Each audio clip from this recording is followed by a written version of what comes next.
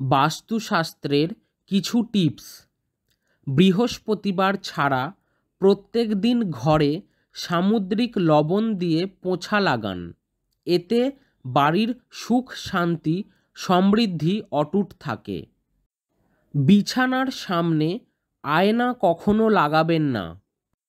খাবার খাওয়ার পর থালায় কখনো হাত ধোবেন না। প্রত্যেক দিন বাড়িতে কর্পূর অবশ্যই জ্বালাবেন। এতে বাড়িতে পজিটিভ এনার্জি প্রবেশ করে। বাড়ির ছাদে রাখা ট্যাঙ্কির থেকে জল পড়তে দেবেন না। এতে বাড়িতে নেগেটিভ এনার্জির প্রবেশ ঘটতে থাকে।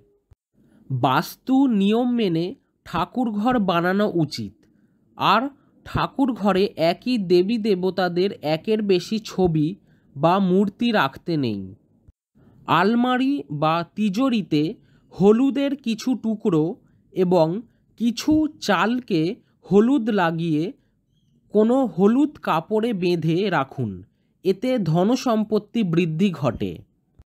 বাড়িতে কোথাও মাকড়সার জাল হতে দেবেন না। বাড়িতে কোথাও ডাস্টবিন বা জল জমতে দেবেন না। বাড়ির ছাদে নোংরা আবর্জনা, বাঁশ বা ভাঙা খাট রাখবেন না। কখনো ব্রহ্ম মুহূর্তে এবং সন্ধেবেলায় ঘরে ঝাড়ু দেবেন না। ঝাড়ু সবসময় এমন জায়গায় রাখবেন যাতে বাইরে থেকে আসা কোনো লোকের চোখে না পড়ে। ঝাড়ু বিছানার নিচে রাখবেন না। ঘরের ঈশান কোণকে সবসময় পরিষ্কার আর খালি রাখুন। বাথরুমকে সবসময় ভেজা রাখবেন না। এতে বাড়িতে নেগেটিভ এনার্জির প্রবেশ ঘটতে থাকে। ঘরের দেওয়াল, পর্দা বা চাদরে বেগুনি বা কালো রং ব্যবহার করবেন না।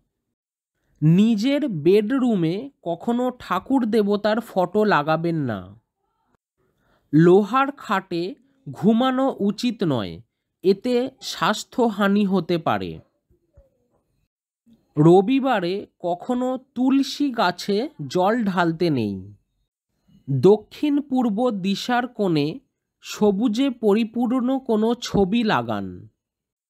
রান্নাঘর সবসময় বাড়ির দক্ষিণ পূর্ব কোণে হলে ভালো। আজ এখানেই শেষ করলাম। যদি ভিডিওটি ভালো লেগে থাকে তাহলে অবশ্যই শেয়ার করবেন এবং আপনি যদি বজরংবলীর ভক্ত হয়ে থাকেন তাহলে এরকমই অজানা তথ্য পেতে চ্যানেলটিকে সাবস্ক্রাইব করে একটি লাইক করে দেবেন।